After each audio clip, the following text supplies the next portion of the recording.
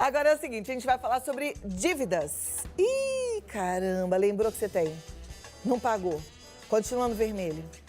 Tem alguém aí com dívida? É mesmo, gente? É mesmo? Não, tá.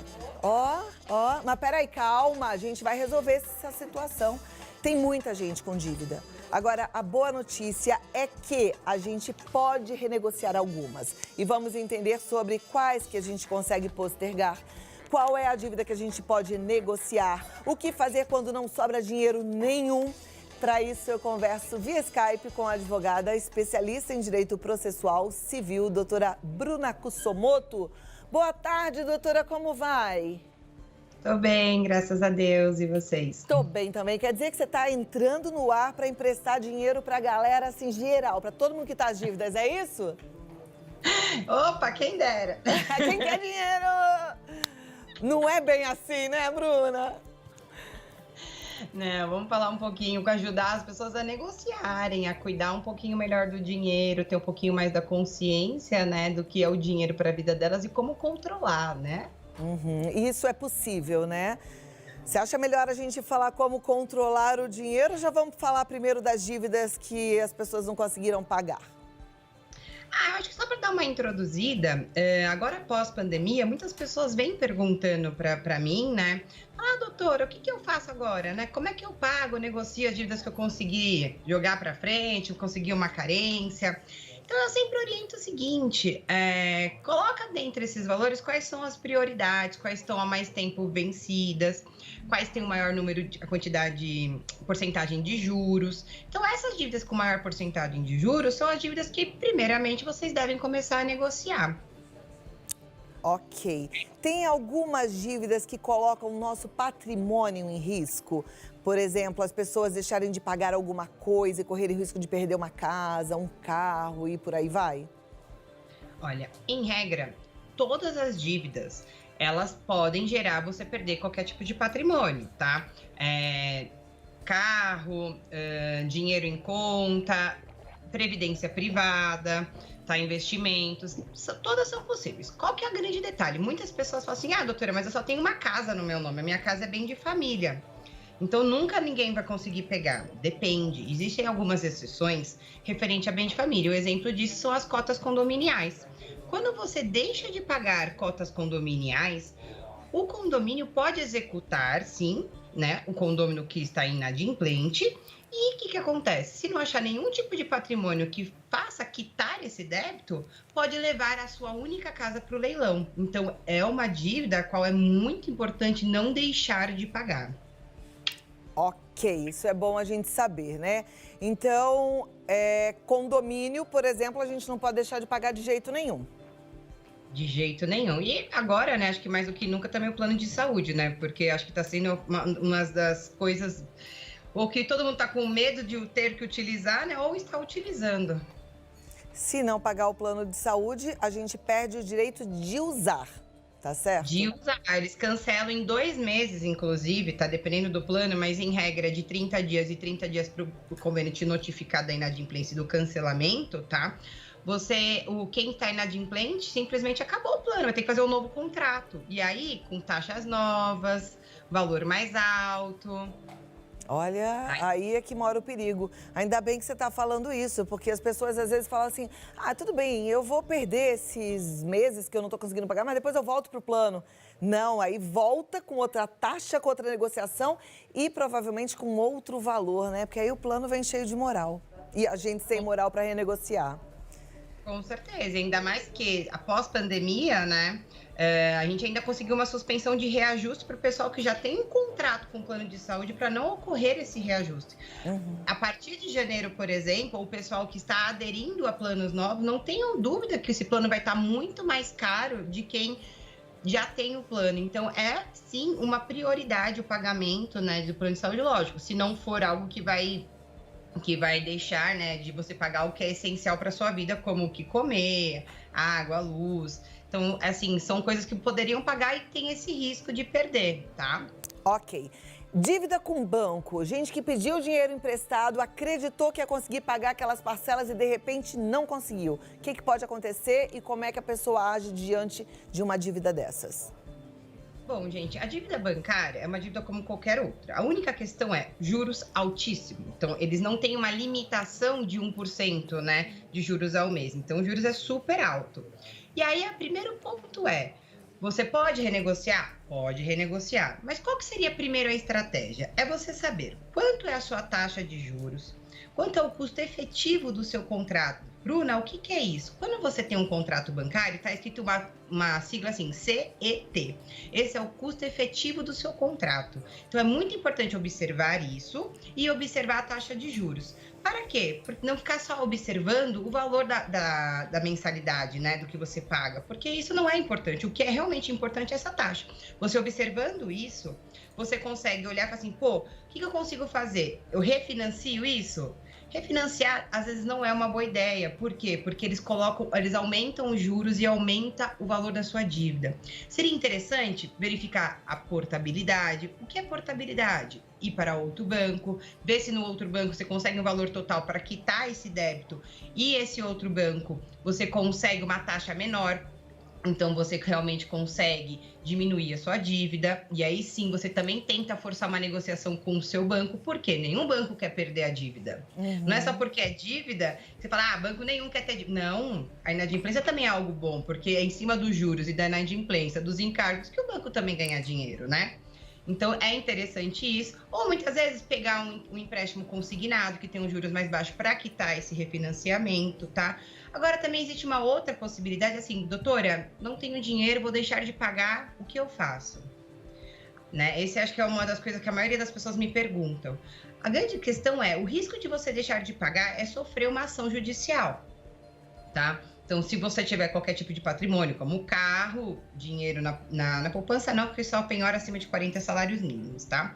Mas se você tiver carro, previdência privada, casas, além de outras casas, você pode perder.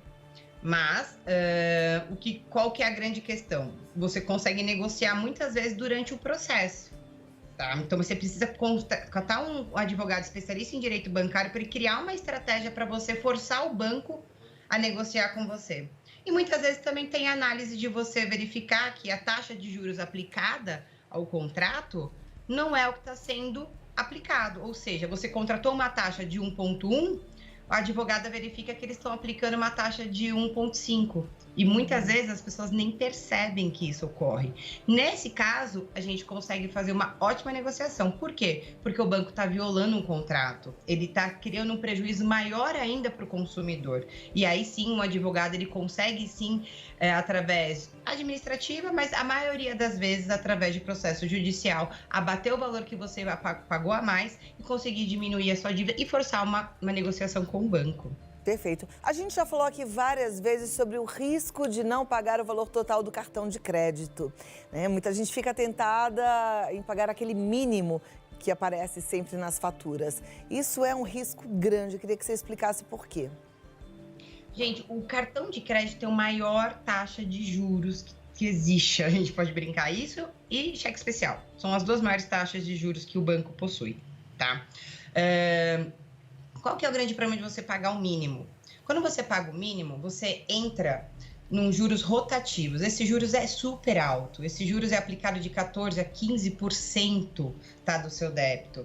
Depois disso, se você deixa de pagar paga o primeiro mês, o mínimo, aplica-se o crédito, o juros rotativo. Depois disso, você entra no empréstimo compulsório, que quase também ninguém sabe o que é isso, tá?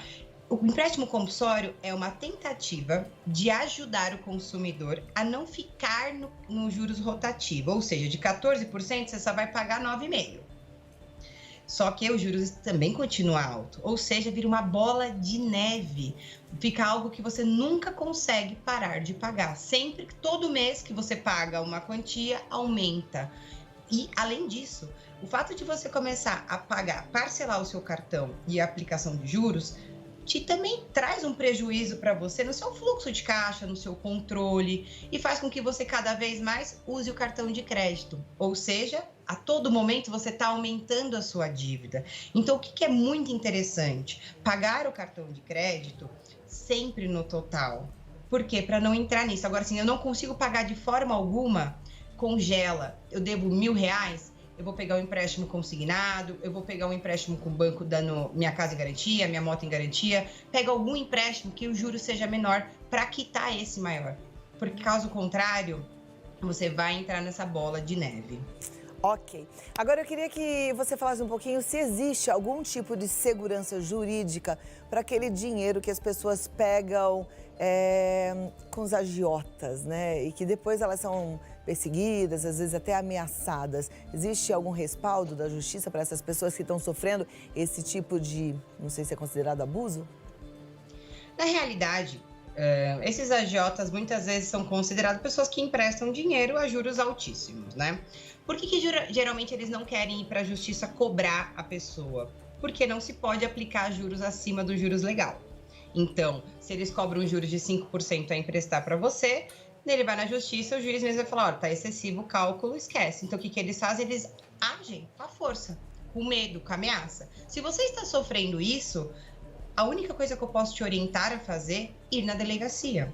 Porque não existe nenhum tipo de lei, nenhuma forma, possibilidade da pessoa te coagir a pagar alguma coisa, além da justiça. Então, a única pessoa, o único poder que existe, né, de você perder a sua coisa, ser coagido, que é a tal da coação que a gente fala legal, é a coação do juiz. O que é isso? Ele vai lá e fala, você tem 3 dias para pagar. Você não paga? Então, olha, se você não pagar, vou penhorar a sua conta. É isso. Não é ameaça, isso daí é a lei, isso está permitido por lei. Então, se você sofre qualquer tipo de ameaça, vá na delegacia e realize um boletim de ocorrência de ameaça referente ao que está acontecendo com você, porque nada melhor do que o próprio poder de polícia para poder, sim, conter isso, né, e preservar qualquer tipo, a sua vida e a sua segurança. Obrigada. Agora, para finalizar, doutora, a gente tem 2 minutinhos e eu queria que você desse aí uma dica para a turma fazer dinheiro. Não sei se existe isso. Uma saída, uma luz no fim do túnel, temos? Olha, gente, eu vou dar uma dica muito legal para você que tem, isso aqui é bem legal mesmo, você que tem empréstimo imobiliário, a taxa Selic abaixou muito. Não vou nem falar em termos técnicos, tá bom? Ah, o que é taxa Selic? Não importa. Taxa Selic abaixou muito. Qual que é a dica que eu dou para você? Ligue para o seu banco e fale assim, eu quero renegociar a minha taxa de juros. Tem como vocês baixarem? Todos os bancos estão baixando as taxas de juros. Se o banco virar para você e falar, ah, não tem. Fala, não, mas espera aí, a taxa Selic tá 2, não tem como você não baixar. Ah, então tá bom, vou baixar. Caso contrário, portabilidade. Os bancos estão, sim, captando esses tipos de crédito para eles, porque é uma forma deles aumentarem o dinheiro, uma movimentação do dinheiro deles e as taxas, baixando muito a taxa de juros. Então, essa é uma maior dica que eu dou para você se você tem crédito imobiliário financiado. Ligue, não é refinanciamento, não é nada, é apenas diminuição de taxa, tá bom, gente? Basicamente isso. E outra dica que eu dou para todos vocês, se vocês possuem dívidas, escrevam as dívidas que vocês possuem, tá? Quanto você tem de dívida, o quanto você gasta, né? O quanto você recebe. Quais são as dívidas essenciais? Então, cotas condominiais, por exemplo, a escola do meu filho, talvez não seja tão essencial agora. Será que você consegue administrar isso para poder negociar depois? Então, o que é essencial é comida, é saúde, né? E as cotas condominiais, que realmente é algo que você tem o risco de perder o imóvel. Isso, gente, é a dica que eu faço. Colocando isso, quanto você recebe e quanto você consegue pagar? Então, às vezes, você administrar, hoje eu pago a cota condominial desse mês e eu pago o plano de saúde no outro mês, ou pago a escola, talvez seja uma forma de você demonstrar boa fé. E outra coisa, sempre que você for atrasar qualquer tipo de boleto, comunique o credor, porque isso demonstra que você não quer tirar nenhum tipo de proveito, mas que você está passando por uma situação um pouco complicada financeira, mas que tende sim, eu tenho certeza que essas coisas vão melhorar, os empregos vão voltar, as atividades econômicas já estão voltando, e aí você vai conseguir renegociar demonstrando o quê? As suas vulnerabilidades, o que está acontecendo realmente com a sua vida e pedindo um pouco de empatia da parte contrária, que essa pandemia, graças a Deus, fez sim que muitas pessoas pudessem ter um pouco mais de empatia pelo devedor e o credor e vice-versa. E outra dica que eu faço, que é a última, terminando, você que já fez a negociação, aquela prorrogação dos 60 dias, tá bom? Do seu contrato bancário, que os bancos falam, 60 dias, o banco está tentando ajudar vocês e tal, sem correção de juros, sem encargos nada, só que aumentou, sim, a sua parcela por conta da computação do prazo. O que aconteceu? Vocês podem ligar lá para tentar tirar esses juros do prazo da carência, tá? Tá, sim, existindo algumas ações judiciais tentando tirar isso, ou seja, diminuindo totalmente as suas parcelas e voltando ao original. Ou seja, só jogando realmente o valor que já estava fechado para o final. Então, procure um advogado bancário especialista que ele pode te orientar melhor. Muito bom, muito obrigada, doutora Bruna Kusomoto. Ela tá no Kusomoto Advogados no Instagram. Entra lá, tem mais informação, você segue a Bruna. E o telefone é o 11 2295 2993. Perguntei para a Bruna sobre o jeito de fazer dinheiro, né? Eu acho que a gente nunca pode esquecer da gente, se for necessário, tirar aquela renda emergencial, sabe? Às vezes na nossa casa a gente tem peças que a gente não usa há tempos e que podem ser úteis para as outras pessoas. Tem vários aplicativos onde você pode colocar esses produtos à venda. Às vezes roupa que tem excesso, você pode também colocar à venda, sapatos, bolsas, enfim. E outra coisa, como eu sempre falo, que a gente é cheio de capacidade, cheio de dons e talentos, revisite esses dons e talentos, veja se não tem um dormindo lá que você precisa colocar em prática para fazer algo novo. Às vezes a gente fica bitolado mesmo assim, só sei fazer isso. Que só sabe fazer isso? Você é um potencial, gente. Muita coisa tem aí dentro. Então, ó, mãos à obra. Põe a cabeça para funcionar que vai sair alguma coisa especial para você que procurar, tá bom?